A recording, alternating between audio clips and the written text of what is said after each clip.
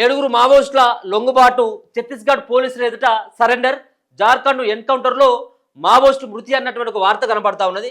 So మావోయిస్టులు ఎక్కడికక్కడ కూడా వాళ్ళైతే ఇక వాళ్ళ మనుగడ చాలా కష్టంగానే మారిపోయింది. మావోయిస్టులు కొంతమంది ఇప్పటికే పెద్ద ఎత్తున లొంగిపోయిళ్ళు, చాలామంది చనిపోయిళ్ళు. ఆశన్న కావచ్చు, మిగతా సంబంధించినటువంటి కొంతమంది పెద్ద సంబంధించినటువంటి అగ్రనేతలంతా కూడా సరెండర్ అయిపోయారు.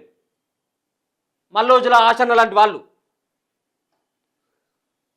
ఛత్తీస్గఢ్ రాష్ట్రం గరియాబంద్ జిల్లాలో శుక్రవారం 7గురు మావోయిస్టులు ఆయుధాలతో లొంగిపోయారు. వీరిలో Udanti area committee commander Sunil, secretary Haryana ఉన్నారు. వీరిని జిల్లా పోలీసులు శనివారం మీడియా ముందుకు తీసుకురానున్నారు. కొద్ది రోజుల క్రితం Udanti area committee commander Sunil పేరిట మావోయిస్టు పార్టీ లేఖ విడుదల చేసి మల్లోజుల వేణుగోపాల్ బాటలోనే తాము కూడా తిరిగి లొంగిపోతామని పేర్కొన్నారు.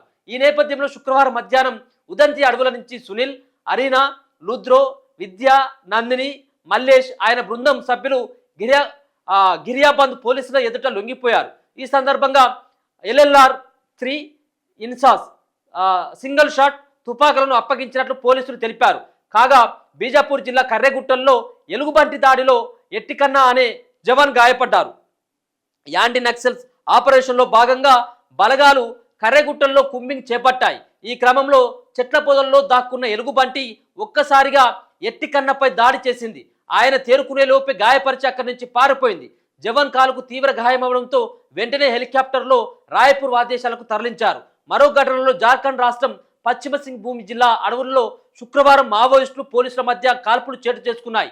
ఈ కాల్పులో ఓ మావోయిస్టు మృతి చెందినట్లు ఎస్పీ అమిత్ రేణు తెలిపారు. ఇక వీళ్ళే ఆయుధాలతో లొంగిపోవడానికి వస్తున్నటువంటి మావోయిస్టులు. సో ముగ్గురు ఉన్నట్లది, ముగ్గురు మహిళా మావోయిస్టులతో పాటు ముగ్గురు పురుషులు, మొత్తం 6గురు ఉన్నారు.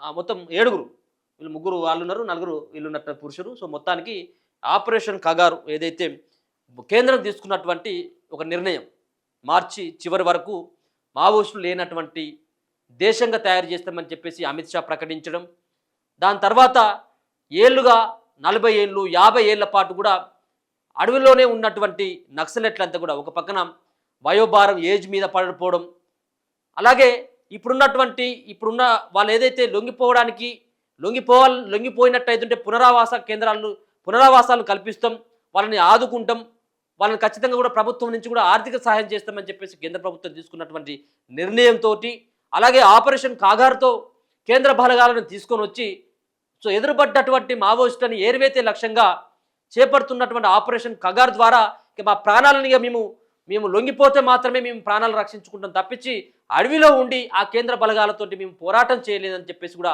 చేతులెత్తేసి వచ్చి ఇలా జనజీవన స్రవంతిలోకి కలిసేటువంటి చాలామంది పెద్ద బడా నక్సల్స్ ఇలా లొంగిపోయారు. ఆయుధాలతో పాటు వాళ్ళు ఆయుధాలను సరెండర్ చేసి లొంగిపోయారు. చాలామంది పెద్ద నాయకులే, ఆ సంబంధించినటువంటి మావోయిస్టు పార్టీకే ఒక వెన్నుముకగా ఉన్నటువంటి లీడర్లంతా కూడా వాళ్ళందరూ కూడా లొంగిపోయారు.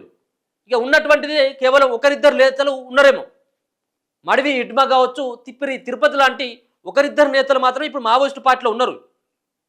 సో మరి వాళ్ళు కూడా మరి ఇడ్మా లొంగిపోతాడు ఇక అతి త్వరలో అని చెప్పి కొన్ని వార్తలు వస్తూ ఉన్నాయి. సరే ఆయన లొంగిపోవడానికి తర్వాత విషయం, కానీ ఇప్పుడు మావోయిస్టులని సమన్వయపరచడంలో మొత్తం అంతా కూడా పార్టీ అంతా కూడా కాకావికలం అయిపోయింది. వాళ్ళని కనీసం వాళ్ళ కాంటాక్ట్స్ కూడా లేవు. వాళ్ళు ఎక్కడ మీటింగ్ పెట్టుకుందాం, వాళ్ళ కార్యాచరణ ఏంటిది అన్నటువంటిది కూడా వాళ్ళు మొత్తం కమ్యూనికేషన్ అంతా కూడా కట్ అయిపోయిందిగా, ఒకరినొకరు కలుసుకున్నటువంటి స్థితిలో లేరు. అందుకని చెప్పేసి ఎవరికి వాళ్ళు ఇక లొంగిపోవడమే శరణ్యం అని చెప్పేసి చేతులు ఎత్తేస్తూ ఉన్నారు. మరి ఇంకా మార్చి, ఇది నవంబర్ కదా, సో డిసెంబర్, జనవరి, ఫిబ్రవరి, ఇంకొక 4 నెలలే ఉంది.